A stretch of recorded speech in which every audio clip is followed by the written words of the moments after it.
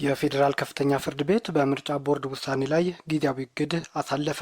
የፌዴራል ከፍተኛ ፍርድ ቤት በአማራና በትግራይ ክልሎች መካከል አከራካሪ በሆኑ 5 የምርጫ ክልሎች ላይ ምርጫ እንዲያካሂድ ያሳለፈውን ውሳኔ ጊዜያዊ እግድ ጣለ። ምርጫ ቦርድ በሁለት ክልሎች መካከል አወዛጋቢ በሆኑ 5 የምርጫ ክልሎች ከትግራይና ከአማራ ክልል ውጪ ሆነው በቀጥታ የህዝብ ተወካዮች እጩዎች ምርጫ እንዲካሄድ ውሳኔ ያስተላለፈው ሰኞ የካቲት 16 ቀን 2018 ነበር። ይህንንም ተከትሎ በአቶ ጌታቸው ረዳ የሚመራው ዲሞክራሲያዊ ስምረት ትግራይ ስምረት ፓርቲ ባቀረበው አቤቱታ የፌዴራል ከፍተኛ ፍርድ ቤት ሐሙስ የካቲት 19 በውሳኔ ላይ እግድ ጥሏል። በትግራይ የሚንቀሳቀሰው ስምረት ፓርቲ የፌዴሬሽን ምክር ቤት ውሳኔ ብሔራዊ ምርጫ ቦርድ ይፋ ሲያደርግ በይፋ ተቃውሞውን በመግለጫ ያሳወቀ ሲሆን ጉዳዩንም በፕሬዝዳንቱ አቶ ጌታቸው ረዳ በኩል ለፍርድ ቤት አቅርቧል። የጠቅላይ ሚኒስትሩ የምስራቅ አፍሪካ ጉዳዮች አማካሪ የሆኑት የቀድሞ የትግራይ ክልል ጊዜያዊ አስተዳደሩ አቶ ጌታቸው ረዳ በማህበራዊ ገጻቸው ላይ ባጋሩት በዚህ ውሳኔ ምርጫ ቦርድ መልሱን የካቲት 25 ቀን 2015 ዓ.ም እንዲያቀርብ ፍርድ ቤት አዟል። የኢትዮጵያ ብሔራዊ ምርጫ ቦርድ በአማራና በትግራይ ክልሎች መካከል አከራካሪ ሆነው የቆዩ የተባሉት 5 የምርጫ ክልሎች በተመለከተ ከፌዴሬሽን ምክር ቤት ደርሶኛል ያለውን ውሳኔ ይፋ ካደረገ በኋላ የሁለቱ ክልሎች ፖለቲከኞች ድጋፍና ተቃውሟቸውን ገልጸዋል። የትግራይ ክልል ጊዜያዊ አስተዳደር ህዝባዊ ወያኔ ሓርነት ትግራይ፣ ዲሞክራሲያዊ ስምረት ትግራይ ስምረት እና ሌሎችም በትግራይ የሚንቀሳቀሱ ፓርቲዎች ውሳኔውን ሲቃወሙ፣ በአማራ ክልል በኩል ያሉ የፖለቲካ ፓርቲዎች ደግሞ ውሳኔውን ደግፈው ታይተዋል።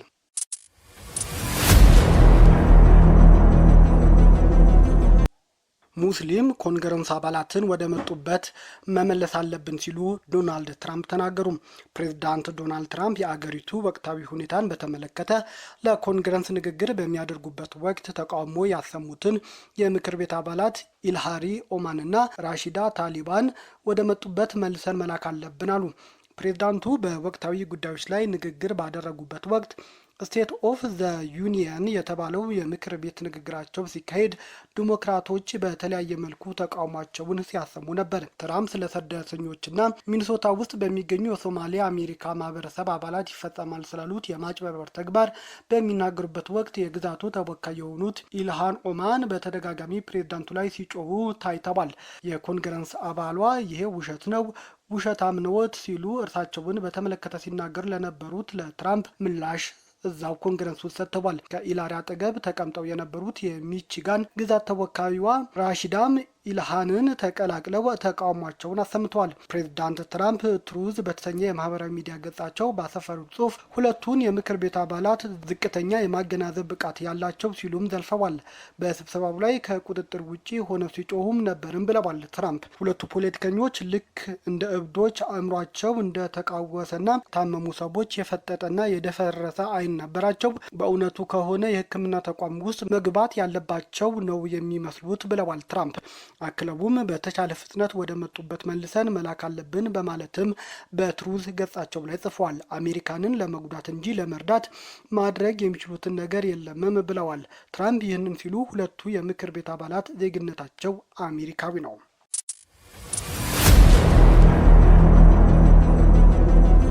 ጠቅላይ ሚኒስትር አብይ አህመድ ለይፋዊ ጉብኝት አዘርባጃን ዋና ከተማ ባኩ መግባታቸው የአገሪቱ መገናኛ ብዙሃን ዘገቡ።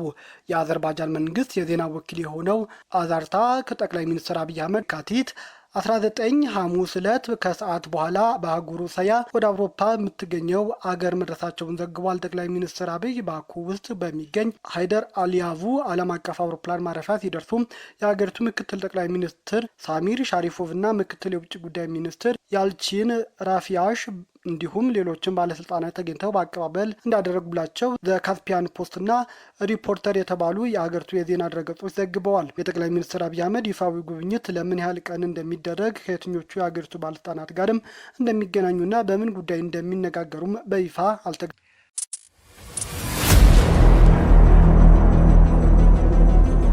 የብልጽግና ፓርቲ ከነጋዴዎች በማስፈራራት ብር እየሰበሰበ ነው ሲል ኢዜማ ከሰሰም። ኢዜማ የብልጽግና ፓርቲ ከነጋዴዎች ማህበረሰብ በአስገዳጅነት ገንዘብ መሰብሰቡን ያቁም ሲልም ጥሪ አስተላልፏል።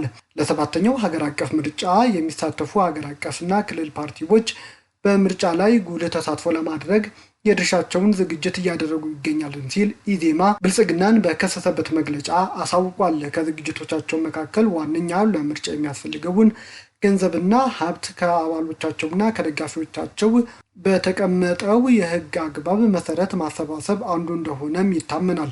ይህ የገንዘብና ቁሳቁስ ማሰባሰብ ሂደት የአገሪቱን የፋይናንስ አሰራር ስርዓት ሂደትንም ብሔራዊ የምርጫ ቦርድ የፖለቲካ ፓርቲዎች የሀብት አሰባሰብን በተመለከተ ያስቀመጠውን ጥብቅ ሕግ ድንጋጌን ባከበረ መልኩ ሊሆን ይገባልም ብሏል። እየደረሰኝ ባለው ተጨባጭ መረጃ ግን ብልጽግና ፓርቲ እነዚህ የሕግ ድንጋጌዎች በመጣስ በማናለብኝነት መንፈስ ከፍተኛ ገንዘብ አባል ካልሆኑ ነጋዴዎችና ባለሀብቶች በግዳጅ እያሰባሰበ እንደሆነ ደርሼበታለሁ ብሏል። 16 ሚሊዮን አባል አለኝ የሚለው ብልጽግና ፓርቲ የምክር ተቆጣጥሮ የመንግስት ሀብት በግልጽና በስውር መጠቀሙን ሳያንስ የኑሮ ጫና ያጎበጠውን የመንግስት ሰራተኛ ለድርጅት በሚል ሰበብ ለፓርቲው በላባቸው ለፍተው ሊያገኙት የሚገባውን ከደሞዛቸው እየቆረጠ ሲያስቀር ሰንብቷል ብሏል።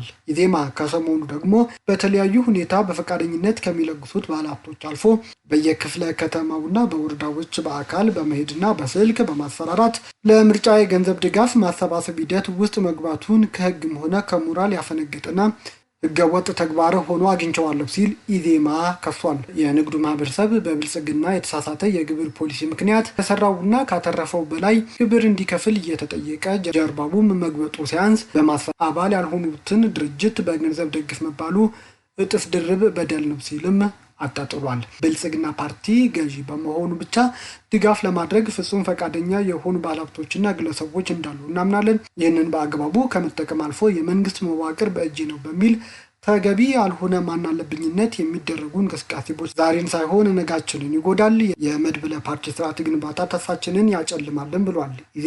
ኢዜማ ሁሉም ኢትዮጵያዊ ለዲሞክራሲ ስርዓት ግንባታ የድርሻውን እንዲወጣ ፍላጎት አለው። ሁሉ በእጅ የሆነ ገዢ ፓርቲ ብቻ ሳይሆን የፖለቲካ ፓርቲዎች በጋራ ሊጠቀሙበት የሚችል የምርጫ ፈንድ ቢቋቋም ተገቢ ነው ብሎም ያምናል ብሏል። ኢዜማ ገዢው ፓርቲ ለመድብለ ፓርቲ ስርዓት ያለውን ቁርጠኝነት ለማሳየት ያለኝ ይበቃኛል በማለት ለሌሎች ፓርቲዎች ዜጎች እንዲያግዙ የመድብለ ፓርቲ ስርዓቱን ደግፉ ብሎ በይፋ መግለጫ እንዲሰጥና እንዲያበረታታ ሲጠበቅበት በዚህ አይነት ህገወጥ ተግባር መሰማራት እጅግ አስነዋሪ ነው ብሏል። ብልጽግና ለዲሞክራሲያዊ ስርዓት ግንባታ ያለው የተንሸዋረረ ግንዛቤ እንዲሻሻልና ከኢ ዲሞክራሲያዊ አካሄዶች እንዲቆጠብም አስጠንቅቋል።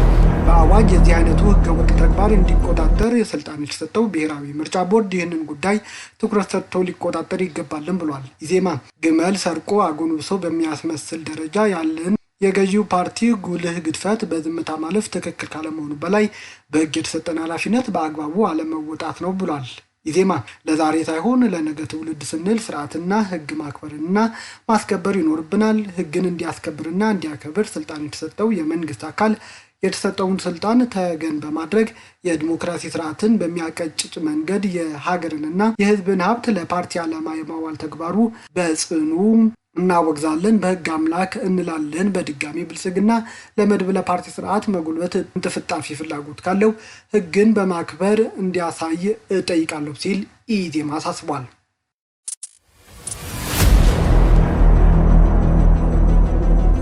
መንግስታቱ ድርጅት የጸጥታ ምክር ቤት መሐመድ ሐምዳን ሱዳን ፈጥኖ ደራሽ መሪዎች ላይ አዲስ ማዕቀብ ጣለ። የመንግስታቱ ድርጅት ማዕቀቡን የጣለው ወታደራዊ መርበድ በፈጸሙት ወንጀል ነው ተብሏል። የፈጥኖ ደራሽ ኃይሉ ኤልፋሽርን የተቆጣጠረው በጥቅምት ወር ሲሆን በከተማዋ የተፈጸሙ ለ3 ዓመታት ያህል በተካሄደው የሱዳን እርስ በርስ ጦርነት ውስጥ ከታየው ሁሉ አስከፊ ነው ተብሏል። ባለፈው ሳምንት የተባበሩት መንግስታት እውነት አፈላላጊ ቡድን በከተማው የተፈጸመው የዘር ማጥፋት እርምጃ ለመካሄድ አስረጂ ነው ብሏል። በኤልፋሽር የጅምላ ግድያን ጨምሮ ማንነት ተኮር ግድያ መካሄዳቸውን በመጥቀስ ሐምዳን ዳጋሎን ጨምሮ 4 የፈጥኖ ደራሽ አባላት ማዕቀብ ተጥሎባቸዋል። ከዳጋሎ በተጨማሪ የኤልፋሽር ነፍሰ በላ በሚል ቅጽል ስም የሚታወቀው አውሉሉ ማዕቀብ ከተጣለባቸው መካከልም ይገኛል። ጀነራል ዳጋሎ ማዕቀብ ሲጣልባቸው ይህ ለ4ኛ ጊዜ ነው። ከዚህ ቀደም አሜሪካ፣ ዩናይትድ ኪንግደም እንዲሁም የአውሮፓ ህብረት በሐምዳን ዳጋሎ ላይ ማዕቀብ ጥለውባቸዋል። ከዚህ በተጨማሪም አሜሪካና ብሪታንያ በ3 አዛዦች ላይም ማዕቀብ ጥለዋል።